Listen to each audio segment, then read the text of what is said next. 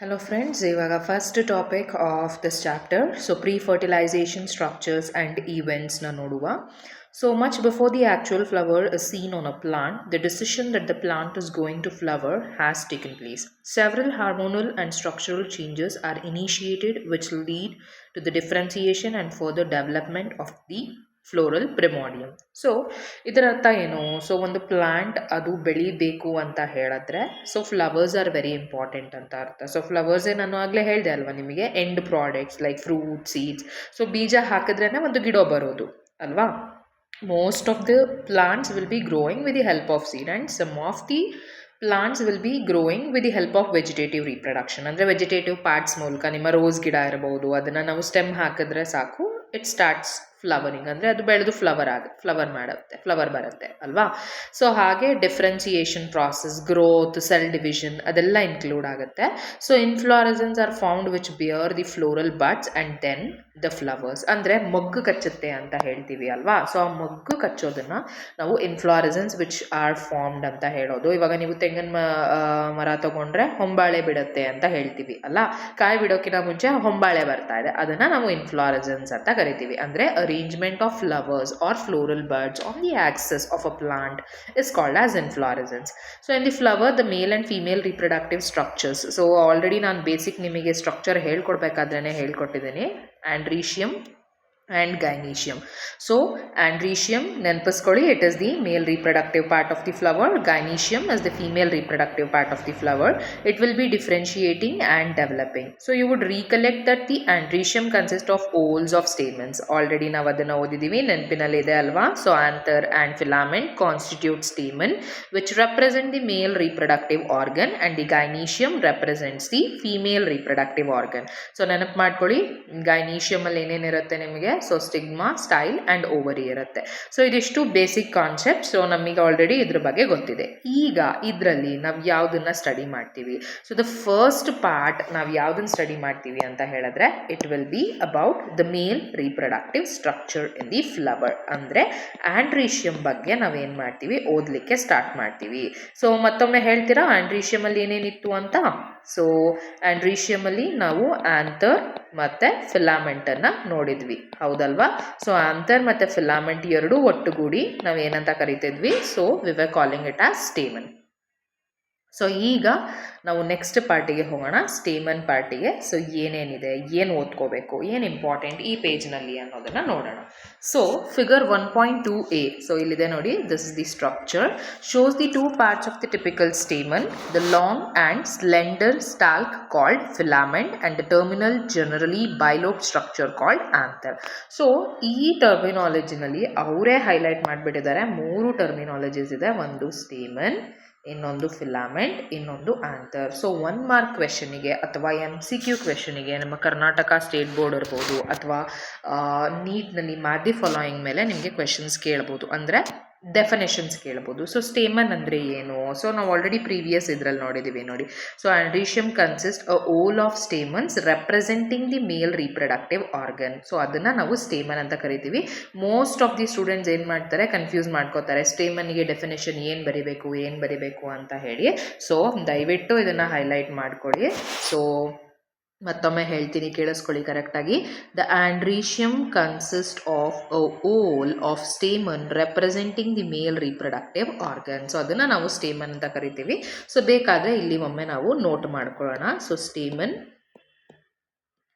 The ಆಂಡ್ರೀಷಿಯಮ್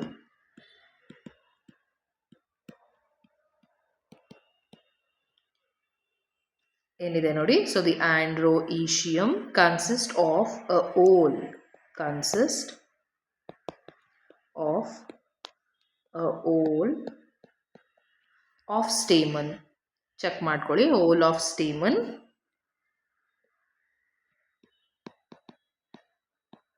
representing the male part of the flower.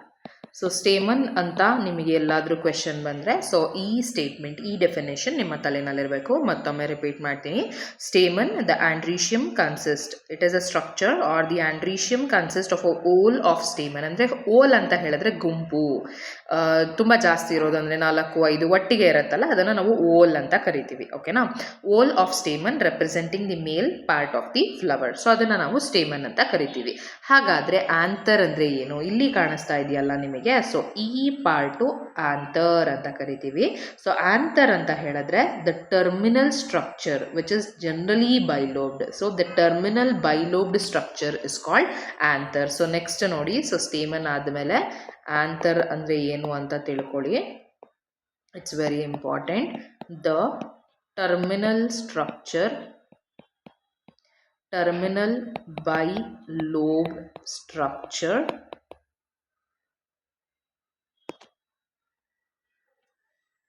okay ಇದೊಂದು ಸ್ವಲ್ಪ underline ಮೇಲೆ ಹೊಟ್ಟೋಗಿದೆ. So let us correct it. Anther, the terminal bilobed structure.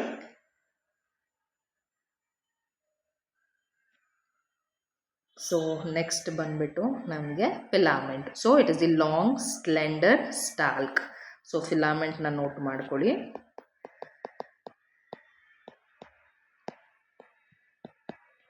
Long slender stalk which holds this anther ಅಥವಾ which holds this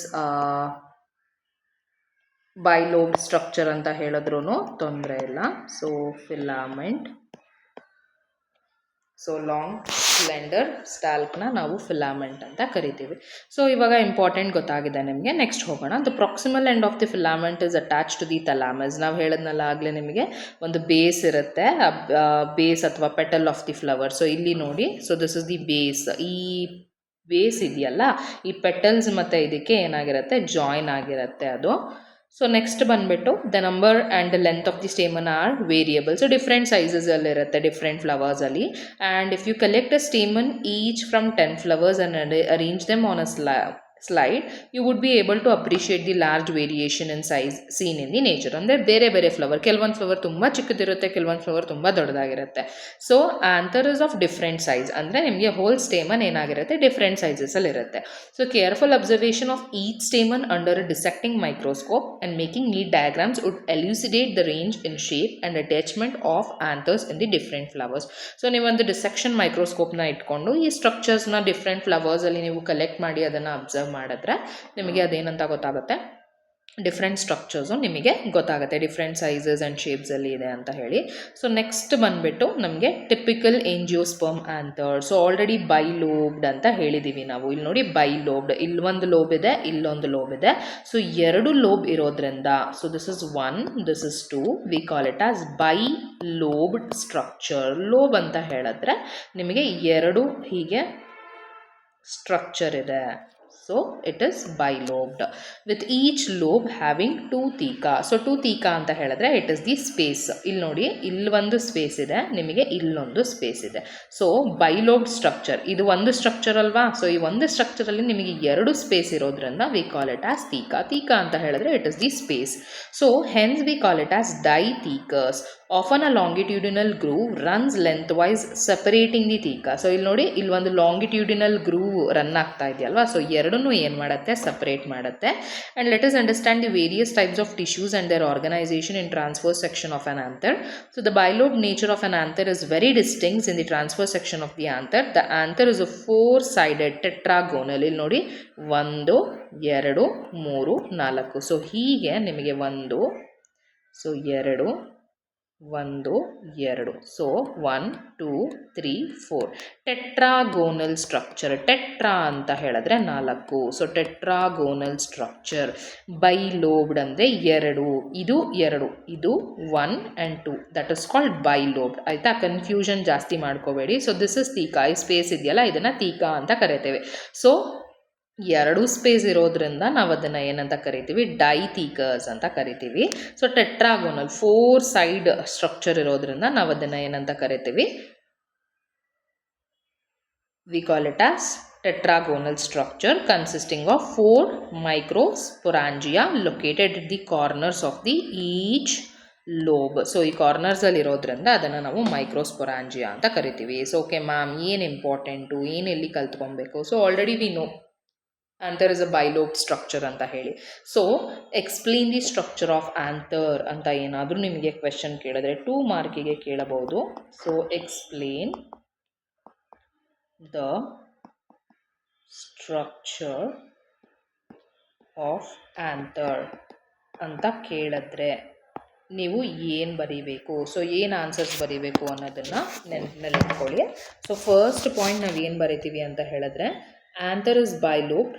so first point answer anther is ಬೈಲೋಬ್ಡ್.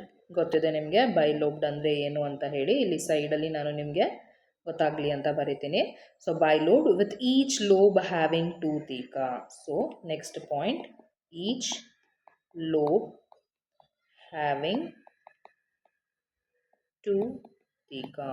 So you have 2 here and you have, so space ಅಂತ ಹೇಳಿದೆ ಅಲ್ವಾ ನಿಮಗೆ. So this is the space. So 2 lobe ಇರುತ್ತೆ. ಸೊ ನೀವು cross section ಮಾಡಿದಾಗ you will be getting the structure like this 2 thekas. And third point ಏನಂತ ಬರೀತೀರಾ ಅಂದರೆ, so lengthwise separating the theca, that is fine. So various different tissues irutte. So the anther is 4-sided. Idanna bariri, ee point na bariri. Anther is 4-sided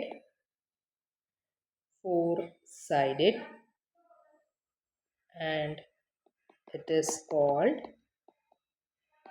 tetragonal anta baritira. So tetragonal structure, so which consists of athava it consists of anta barire. So tetragonal, it consists of 4 microsporangia. This is very very important. ನಮಗೆ next ನಾವು ಓದೋದು ಇದನ್ನು ಮೈಕ್ರೋಸ್ಪೊರಾಂಜಿಯಾ ಬಗ್ಗೆ ಓದ್ತೀವಿ. So located at the corners, it consist of 4 microsporangia at the corners.